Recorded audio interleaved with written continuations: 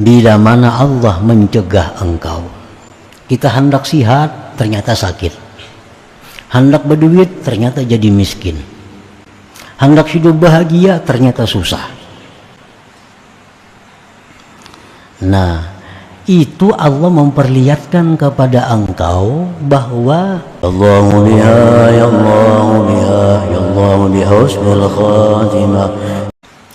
Berkata sebagian ulama pensyarah matan hikam ini, apabila Allah subhanahu wa ta'ala memberikan keinginan engkau, nah, kita hidup dalam keadaan yang selalu sesuai dengan keinginan kita. Kita membuka usaha ini untung, kita mencari jodoh, dapat jodoh yang bagus, yang menyenangkan hati, diberi anak-anak yang saleh, sehingga hidup kita ini kada ada gangguan. Nah, bila Allah memberikan kepada engkau demikian, itu Allah subhanahu wa ta'ala mempertuntunkan kepada engkau kebaikan Allah, rahmat Allah, dan kemurahan Allah. Maka engkau kenal dengan demikian bahwa Allah itu maha baik, maha pemurah, maha penyayang, maha pengasih. Bila sudah kita kenal Allah itu baik, penyayang, pemurah, pengasih, maka bergantunglah engkau dengan kemurahan Allah, bukan dengan yang selain Allah. Namun sudah tahu Allah ini baik, sudah tahu Allah ini penyayang, sudah tahu Allah ini pelindung, bergantunglah dengan Allah, jangan dengan yang lain. Maka engkau terbebas dari tamak kepada makhluk, dan engkau pun hilang penyakit sedih dan duka cita. Nah itu. Dan berakhlaklah kamu pula dengan sifat murahan, kasih sayang, berbuat baik, karena Allah itu suka bahwa berakhlak hambanya dengan akhlak Allah. Tersebut dalam hadis, takhallaqu bi akhlaqir rahman, berakhlaklah kamu dengan akhlak ar-rahman. Ar-rahman itu artinya maha kasih di antara segala yang pengasih, lebih daripada rahim dan sebagainya. Pemaaf itu datangnya dari ar-rahman, penyayang datangnya dari ar-rahman ini, penyelamat datangnya dari ar-rahman ini, pelindung datangnya dari ar-rahman ini, pemerhati datangnya dari ar-rahman ini. Nah, jadi Allah menyuruh kita berakhlak dengan akhlak sebagaimana Allah menghadapi kita. Kita diberinya kesenangan, maka hendaklah akhlak kita ini menyenangkan kepada orang. Allah memberi kita perlindungan, hendaknya akhlak kita ini memberikan perlindungan kepada orang. Allah memberikan akhlak kepada kita sebagai penyantun, kita pun berakhlak sebagai penyantun. Nah itu artinya Allah menuntut kita demikian dengan nikmat-nikmat yang diberikan kepada kita itu.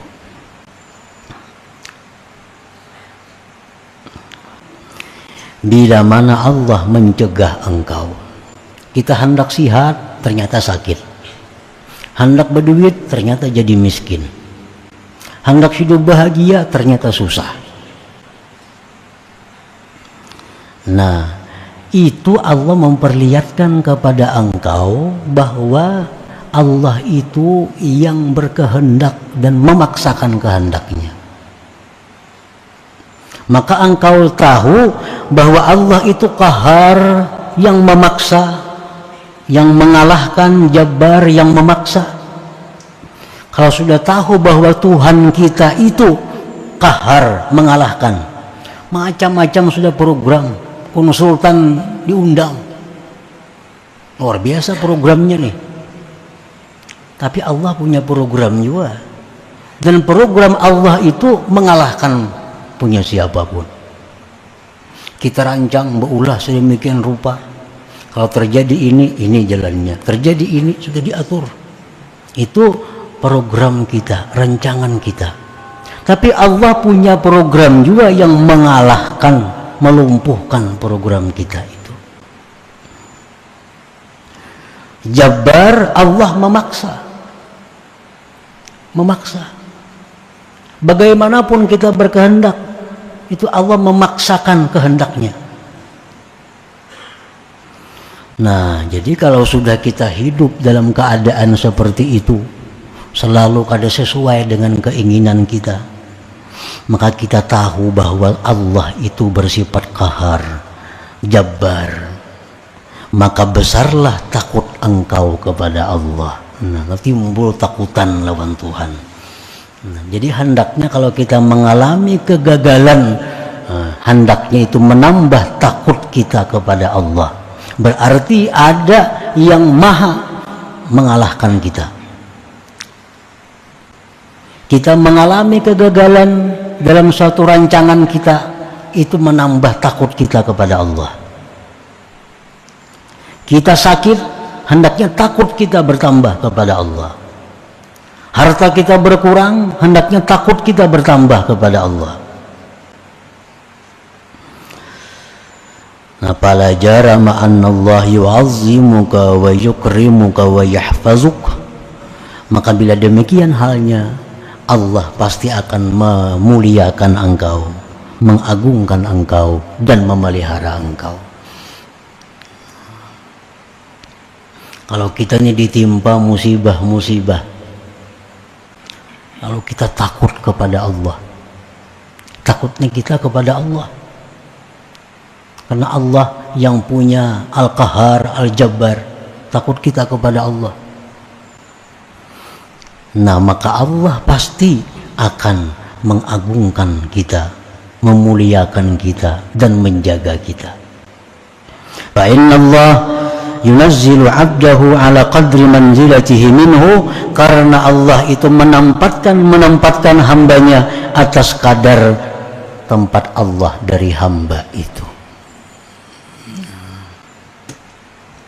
Jadi seberapa cinta Allah tuh kepada kita, kita hendak mengetahui kayak apa cinta Allah tuh kepada kita. Jawabannya, seberapa cinta kita kepada Allah. Itu jawabannya. Kita ini apakah orang yang dimuliakan Allah atau orang yang tidak dimuliakan Allah? Jawabannya mudah. Seberapa engkau memuliakan Allah. Nah, seitulah Allah memuliakan kita. Jadi kalau kita misalnya lebih mencintai harta daripada mencintai Allah, nah begitulah Allah menilai kita. Kalau kita lebih mencintai anak istri daripada Allah, demikianlah kedudukan kita di sisi Allah. Nah, fa inna Allah yunazzilu 'abdahu ala qadri manzilatihi minhu. Allah itu menempatkan hambanya atas kadar tempat Allah dari hamba. Nah, kalau kita ini selalu Allah, orang yang paling kita cintai adalah Allah, berarti Allah pun sangat cinta kepada kita. Kalau kita orang yang paling memelihara undang-undang Allah, Allah pun akan sangat memelihara apa-apa yang diberikannya kepada kita. Maka Allah Subhanahu wa ta'ala itu pada tiap-tiap keadaan, baik keadaan memberi kita atau mencegah kita, itu sebenarnya Allah menuntut kita agar kita ma'rifat dengan Allah Subhanahu wa ta'ala. Nah, sebenarnya intinya itu. Allah memberi kita macam-macam kenikmatan, hendaknya itu dijadikan alat untuk bisa ma'rifatullah. Allah memberikan kita berbagai macam kesusahan, hendaknya itu dijadikan alat untuk ma'rifatullah, mengenal Allah Ta'ala. Karena Allah itu bisa dikenal melalui jalur sifat-sifat keelokannya, penyayang, pengasih, pengampun. Dan Allah itu bisa dikenal melalui jalur sifat-sifat keagungannya, seperti maha mengalahkan, maha memaksa, maha menghinakan, dan lain-lainnya. Nah, setiap apa yang diperbuat Allah kepada kita baik yang sesuai dengan keinginan kita atau yang tidak sesuai dengan keinginan kita, intinya hanya satu: Allah mengingini kita ini mengenalnya. Allah mengingini agar kita ini ma'rifat kepadanya. Jadi itulah sebenarnya apa yang dilakukan Allah kepada kita. Hanya satu yang Allah tuntut kepada kita, agar kita ma'rifat dengannya. Nah, kita datang nikmat, hendaknya jangan memandang nikmat ini. Yang pertama kita pandang, yang memberi nikmat itu ternyata orang yang sangat baik denganku. Dengan demikian kita bisa cinta kepada Allah. Dalam gagal, dalam kesulitan, jangan kita pandang sebab-sebab datangnya sulit, tapi hendaknya yang pertama kita pandang adalah bahwa Allah punya sifat yang berkehendak yang beda dengan kehendak kita. Kehendak Allah pasti akan jalan.